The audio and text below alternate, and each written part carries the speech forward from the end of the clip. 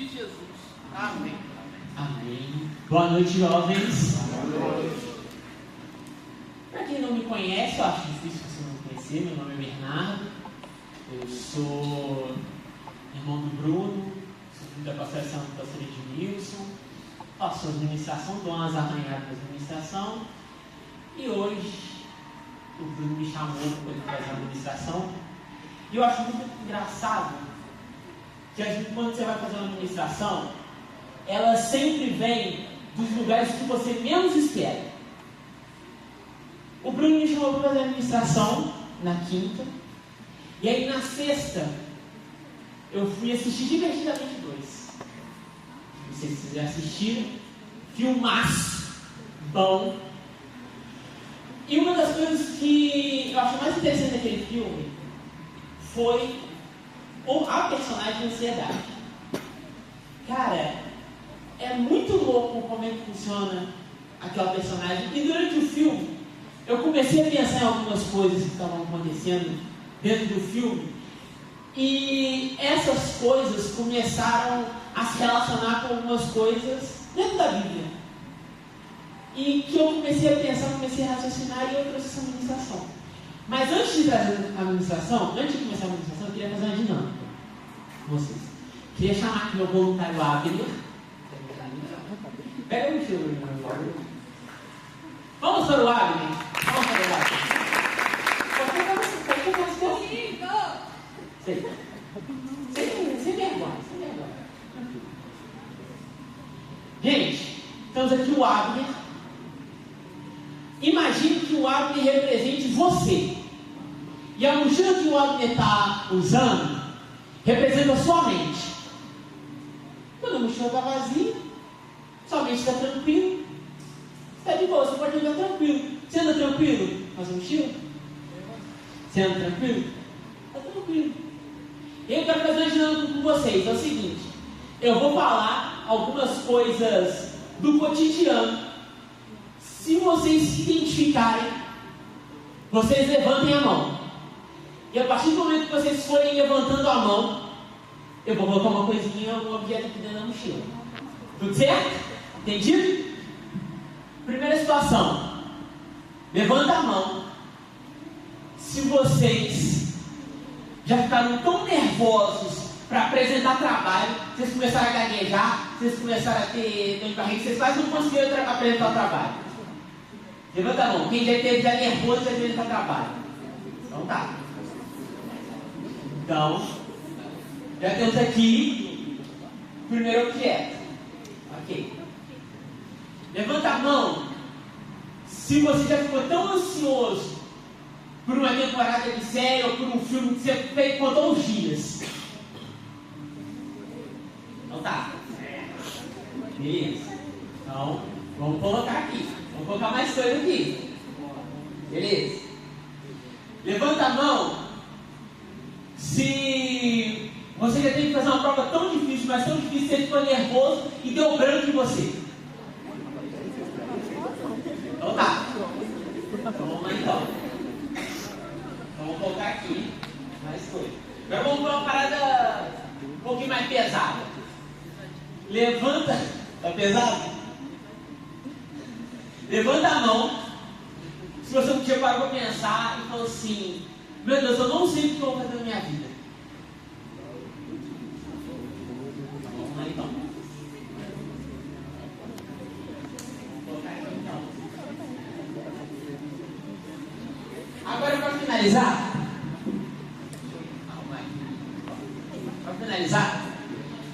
levanta a mão quem já teve medo ou quem ainda tem medo de não ir para o céu.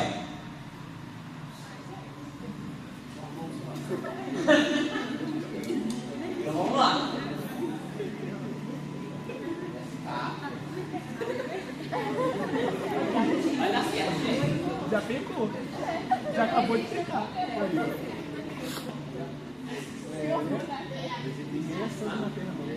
O único santo da coisa. Você vê, não está dando para fechar aqui. Não tá, tá pesado, ó? Tá pesado? Muito pesado? Tá pesado? O que a mochila significa? A nossa mente. E olha quantas situações elas acontecem que vai enchendo a nossa mochila. Muitas vezes a gente vai enchendo a nossa mochila de uma forma que a gente não consegue nem andar. Fica até difícil de andar, fica com dor nas costas. E a ansiedade funciona exatamente assim. Pode sentar, meu querido. Palmas para o lado.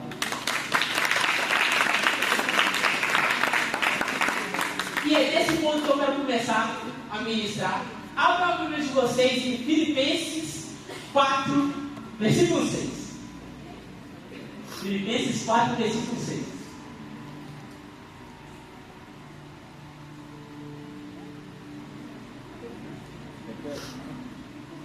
Filipenses 4, versículo 6. Todo mundo achou? Amém? 4, versículo 6. Então, vamos lá. Não andem ansiosos por coisa alguma, mas em tudo, pela oração e súplicas, e com ação de graça, apresentem seus pedidos a Deus. E a paz que excede todo entendimento guardará os seus corações e as suas mentes em Cristo Jesus. Primeiro, quero dar um contexto dessa palavra. O que é Filipenses e o que Paulo está falando aqui. A cidade de Filipe foi uma das primeiras cidades que Paulo pregou e que Paulo fundou a igreja. Então Paulo tem um afeto muito grande para essa igreja. E esse afeto, ele é demonstrado pelas cartas. Se você for ler Filipenses, é curtinho, 4 capítulos, você vai ver que Paulo está muito alegre. E Paulo ele quer demonstrar muito amor, ele quer demonstrar muito agradecimento pelos irmãos da igreja de Filipenses. Pelos irmãos filipenses. Então você tem aqui muita gratidão, você tem muitas palavras de ânimo, de incentivo para aquela galera que estava ali naquela igreja. E aí a gente vê algumas, não só também mensagens de agradecimento e de incentivo, mas algumas palavras de alerta. Paulo ele alerta os irmãos para tomar cuidado com falsos profetas. Paulo dá diversos conselhos, principalmente no capítulo 4. Se você ler o capítulo 4 desde o início até o versículo 7, você vai ver muito conselho que Paulo dá, e muito conselho bom. Paulo fala: ajude o corpo de Cristo, alegrem-se no Senhor, sejam amáveis. Mas o conselho principal, e o conselho que eu quero dar para vocês é: não andem ansiosos por coisa alguma. Primeiro vamos pensar, o que é ansiedade? Eu fui pesquisar no Google, e a ansiedade significa estado psíquico de apreensão ou medo provocado pela antecipação de uma situação desagradável ou perigosa. Traduzido para o português, é o medo de tudo que a gente planejou dar errado. Todos nós temos planejamentos, todos nós pensamos, e é sempre como se planejar. Só que o problema é quando a gente leva tão a sério o nosso planejamento, tão a sério, que se um detalhe der errado, o planejamento todo vai abaixo, e aí você se desespera, e aí você acha que você vai morrer, e aí você fica... Essa que é a ansiedade. A ansiedade por si só ela não é um problema. Todos nós temos um pouco de ansiedade. Então tudo bem. A ansiedade ela serve para deixar a gente um pouco mais alerta, para a gente poder se planejar melhor, para a gente não chegar numa situação difícil e a gente não precisar improvisar. Claro que, vou dar um exemplo, quando você está numa prova, quando você tem uma prova para fazer, você não vai para a prova no improviso, você não vai fazer a prova no improviso, não.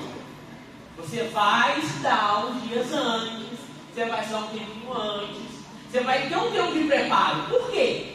Porque é ansiedade. Você fala assim, eu tenho que te roubando. Então, a sua ansiedade te leva a ir estudar melhor, a ir a ter mais preparo. Só que o problema é quando a ansiedade deixa de ser uma ferramenta e ela passa a ser um estilo de vida. Paulo ele nos fala: não andem em ansiedade, não vivam em ansiedade. Paulo não fala não tenham ansiedade, porque Paulo sabe que a ansiedade faz parte de quem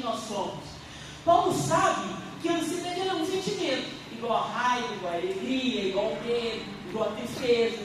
Tudo isso são sentimentos, e ter sentimento é normal. O problema é, e o que Paulo quer dizer conosco é, não vivam baseados nesse sentimento, não vivam sendo dominados por esse sentimento, não sejam dominados por esse sentimento, não sejam dominados pela ansiedade, que é isso que Paulo quer trazer aqui para nós. E eu quero contar uma história da minha vida. Uma vez eu fui viajar para Angra dos Reis, fui viajar para Angra dos Reis, tal. E um dado momento da viagem, minha mãe me falou assim: seus documentos estão aí? Eu falei assim: então, né? Você leva o documento, nunca sai em carteira. Aí eu fui dar aquela conferida, sabe quando dá aquela batidinha para dar aquela conferida? Eu fui dar uma batidinha. Cadê a carteira? A carteira sumiu. E a carteira sumiu. Eu falei assim: mãe, a carteira sumiu. Na mesma hora, ela falou assim: se você não trouxe os documentos, se você não arrumar esses documentos, eu te ponho no primeiro ônibus para Juiz de Fora e você que se vira. O botãozinho do alarme de ansiedade, minha querida, já está apitando no máximo. E aí, desesperado, não acha, não sabe onde é que está. E aí começa aquele pensamento, né, meu Deus do céu, onde é que será que está essa carteira? Onde eu deixei essa carteira? Meu Deus do céu, eu vou ter que voltar para Juiz de Fora. Como é que eu volto para Juiz de Fora? Como é que eu vou fazer? E eu estava a ponto de chorar. Eu falei assim: meu Deus do céu, não posso ter perdido essa carteira. Será que eu perdi? Será que eu esqueci? Você vai fazendo uns passos de volta, né? Gente, será que eu esqueci? Será que está na mala? Será que eu deixei em algum lugar? Meu Deus do céu, o que eu vou fazer? E ainda mais, além disso, pior de tudo, pior de voltar para o Juiz de Fora, é tomar 30 minutos de esporro da minha mãe. De graça. Resumo da ópera. Eu sempre levo um casaco comigo nas viagens. Vocês acreditam que a carteira estava enrolada nos casacos? E todo o meu desespero não serviu para absolutamente nada, porque já estava ali. Então imagina você viver uma vida inteira desse jeito. Uma vida inteira pensando assim: meu Deus do céu, eu tenho que dar tudo certo, eu tenho que fazer tudo direitinho, porque senão o meu planejamento vai tudo embora, porque senão eu vou ser um fracassado na vida. Ai meu Deus, eu preciso passar na prova, porque senão eu vou repetir de ano. Aí minha mãe fala no meu ouvido. Ou então, meu Deus do céu, eu preciso arrumar um namorado, porque senão eu vou ficar triste sozinho. Eu tenho namorados aí, passou, e eu estou aí encalhado. Gente, não dá para viver desse jeito. E é exatamente isso que Paulo quer falar conosco. Não vivam com esses pensamentos, não vivam carregando esses milhares de pensamentos nas costas, porque isso é prejudicial para a nossa vida. Não vale a pena você ficar carregando, pensando assim: não, eu preciso me preparar, eu preciso estar pronto para tudo, eu preciso estar. Não, gente. A vida, nem tudo na vida vai ser planejado, nem tudo na vida a gente vai ter preparo, a gente vai estar preparado, nem tudo na vida a gente vai acertar. E Paulo vai trazer isso para a gente, quando ele fala: não andeis ansiosos. E tem uma situação: quem anda ansioso pensa em tudo, mas não faz nada. Porque com a quantidade de coisas que você vai pensando, você acaba não fazendo absolutamente nada. Quando você está numa situação de serviço, você tem que fazer tudo certinho. Não, eu preciso impressionar a pessoa, eu preciso impressionar meu chefe, eu preciso impressionar meu professor, eu preciso fazer o melhor trabalho de todos. Meu Deus, sabe como é que eu vou fazer esse trabalho? Eu não sei se eu falo isso, eu falo aquilo, acaba você não falando nada. Você vai pensando em todas as possibilidades que vai dando errado, que pode dar errado, e talvez até uma solução para isso não dar errado, que no final das contas passou o tempo da situação, você acaba não fazendo nada. E quem anda ansioso não tem paz. Porque toda hora a gente está falando. Quem anda ansioso não tem a certeza de quem verdadeiramente é. Não entende qual é a sua verdadeira identidade. Porque muitas vezes, quando a gente está ansioso, a gente quer viver para agradar os outros. E aí a gente vive para agradar os outros e a gente acaba se tornando uma anomalia, uma massinha de modelar do que era para ser a gente. A gente acaba se deformando e a nossa verdadeira identidade, a gente se perde nessa verdadeira identidade. E é exatamente por isso que nós não devemos viver ansiosos. E a gente vê Paulo falando dos ansiosos, e a gente vai falar assim: quem que é esse Paulo? Quem que esse Paulo está falando que eu não fico ansioso? Eu aposto que esse Paulo nunca viu ansiedade na vida. Talvez você esteja pensando nisso. Mas deixa eu contar um pouco da história de Paulo. Primeiro, Paulo vivia das ofertas dos irmãos da igreja que ele fundava. Ele não tinha emprego fixo. Então, ele não sabia quando ele queria comer, quando ele ia beber, quando ele ia ter dinheiro para poder se sustentar. Naquela altura do campeonato, Paulo já tinha sido apedrejado, chicoteado, preso, perseguido, sofreu um naufrágio, e aí tem mais, e depois você lê a história de Paulo, que é muito interessante. Esse é o homem que fala para a gente: não andem ansiosos, não vivam ansiosos. Por muitas vezes, eu tenho certeza que Paulo ficou angustiado, ficou com medo, não sabia o que ia acontecer. Só que Paulo tinha uma certeza na vida dele. Mesmo com tantas incertezas, Paulo tinha uma certeza. Paulo sabia que Deus amava ele incondicionalmente. E que no final de toda essa história, ele teria uma vida eterna, uma vida sem dor, uma vida sem choro, uma vida sem tristeza. Uma vida eterna maravilhosa. E era essa certeza que Paulo tinha que motivava ele a continuar o ministério dele. Essa era a certeza que ele tinha que dava a motivação para ele viver a vida dele. Porque imagina só, você viver com medo de ser chicoteado, você não sabe se você vai ser perseguido, você não sabe se vai ter comida em casa, você não sabe o que vai acontecer no dia de amanhã. Isso dá muito palco para a ansiedade, isso dá muita brecha para a gente viver ansioso e pilhado o tempo todo. Nós vivemos um mundo cheio de incertezas, mas a gente tem que ter uma certeza na nossa vida. A certeza que está lá em João 3,16. Porque Deus amou tanto o mundo que deu o seu Filho único, para que todo o que nele crê não pereça, mas tenha vida eterna. Irmãos, eu quero te dizer uma coisa: Deus te ama. Deus te ama de tal maneira que Ele sacrificou a coisa mais importante para Ele, que é o Filho dele, para que você possa ter a oportunidade de ter uma vida eterna. De ter uma... E essa vida eterna não é igual a vida que a gente vive, que é cheia de problemas, que é cheia de ansiedade, que é cheia de situação, que pode dar tudo errado. Mas a vida eterna, ela é uma vida plena, ela é uma vida maravilhosa, ela é uma vida que a gente não vai precisar se preocupar com prova, a gente vai precisar se preocupar com dinheiro, que a gente não vai precisar se preocupar com nada. A gente só vai estar ali adorando Santo, Santo, Santo, Santo, e vivendo uma vida maravilhosa. E é disso que Paulo quer nos trazer aqui. Mas como é que a gente vive isso na prática? Paulo fala: mas em tudo, pela oração, pela súplica e com ação de graça, apresentem seus pedidos a Deus. Paulo nos mostra aqui o que a gente tem que fazer. Nós devemos apresentar tudo que nós temos para Deus. Ah, Bernardo, tudo o quê? Sabe o problema? Entrega para Deus. Está passando necessidade? Entrega para Deus. Ah, Bernardo, eu estou aí para fazer uma prova, eu não sei o que eu vou fazer, eu estou aí para fazer o vídeo, eu tinha uma nota ruim, entrega para Deus. Entrega para Deus.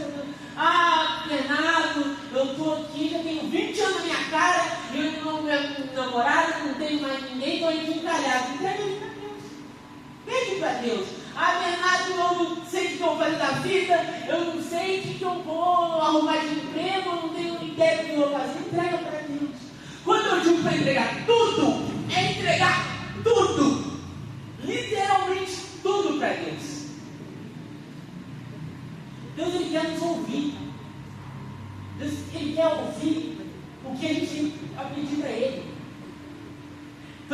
Tiago fala: aproximem-se de Deus e Ele se aproximará de vocês. Tiago aqui é muito claro e é muito tranquilo de entender. A partir do momento que nós nos aproximamos de Deus, a partir do momento que nós buscamos a Deus, Deus Ele aparece para a gente. A partir do momento que nós buscamos ter uma intimidade com Deus, Deus Ele se abre para que nós possamos ter uma intimidade com Ele. E como é que a gente pode ter um contato com Deus? Paulo dá 3 práticas. Primeira prática é a oração. O que é a oração? A oração é literalmente conversar com Deus. O ato de você orar é literalmente você tirar o tempo para você trocar uma ideia com Deus, para você conversar com Deus. Às vezes a gente vê as pessoas orando e a gente olha e fala assim: nossa, as pessoas usam palavras tão difíceis e nossa, eu tenho que usar palavras difíceis, eu tenho que orar e falar assim: ó Pai eterno, inefável, Deus Todo-Poderoso, Criador do Universo, das culminâncias do Teu reino, do alto do qual os Teus olhos terminam. Não, a gente não precisa disso. Deus não quer alguém todo certinho, todo formalzinho. Deus não quer uma máscara de formalidade. Deus quer você como você está. Deus quer ter um encontro com você do jeito que você está. Deus quer ter uma intimidade com você do jeito que você é, com as suas imperfeições, com as suas características, com as suas gírias, com as suas palavras erradas, com as suas manias. Deus quer te ouvir verdadeiramente.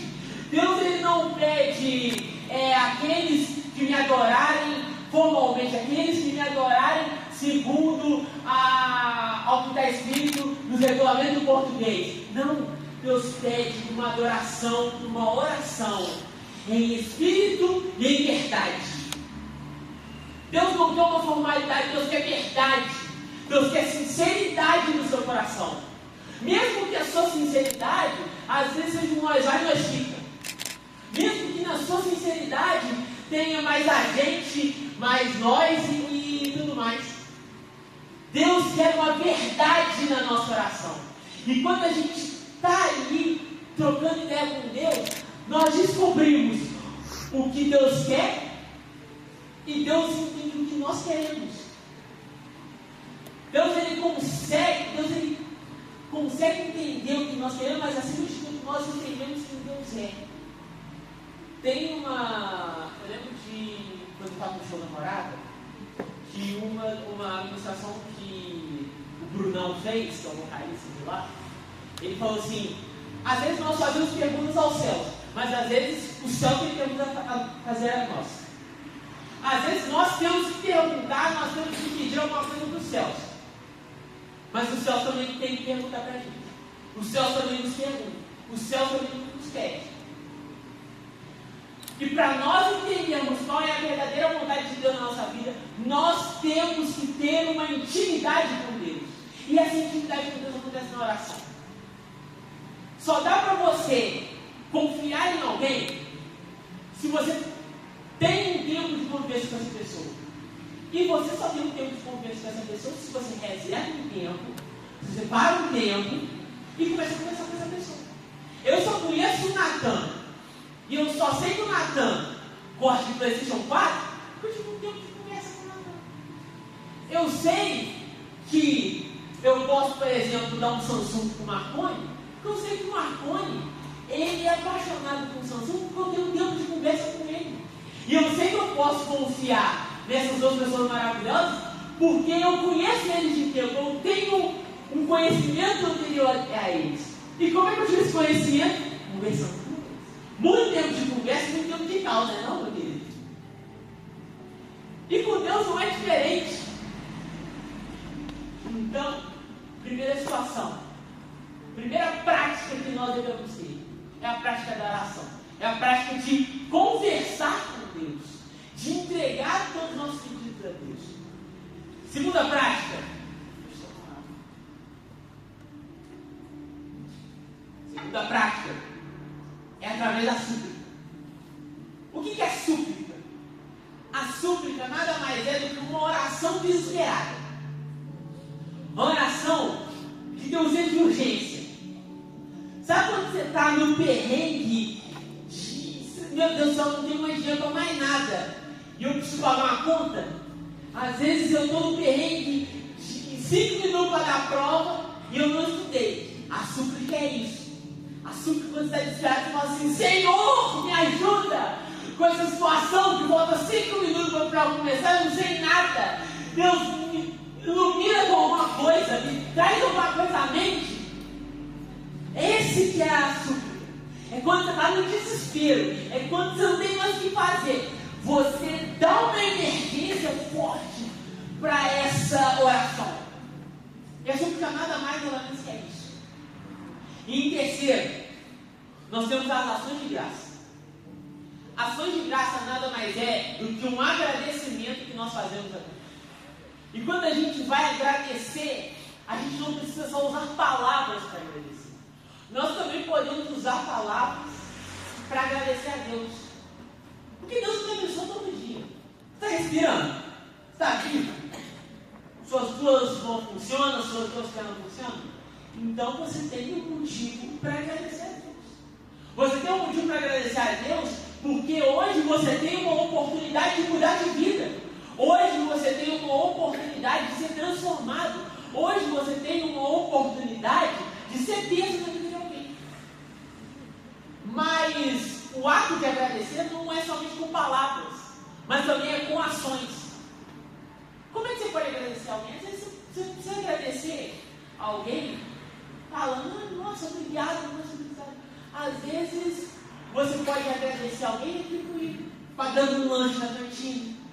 Às vezes você pode retribuir alguém dando um presente. Você está muito agradecido por essa pessoa, porque essa pessoa foi muito especial na sua vida. E aí você vai e dá um presente para essa pessoa. Você faz alguma coisa para essa pessoa. E com Deus não é diferente.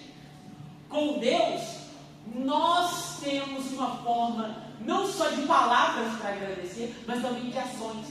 Tudo que nós fazemos aqui, tanto fora da igreja quanto na nossa vida, deve ser um ato de agradecimento a Deus.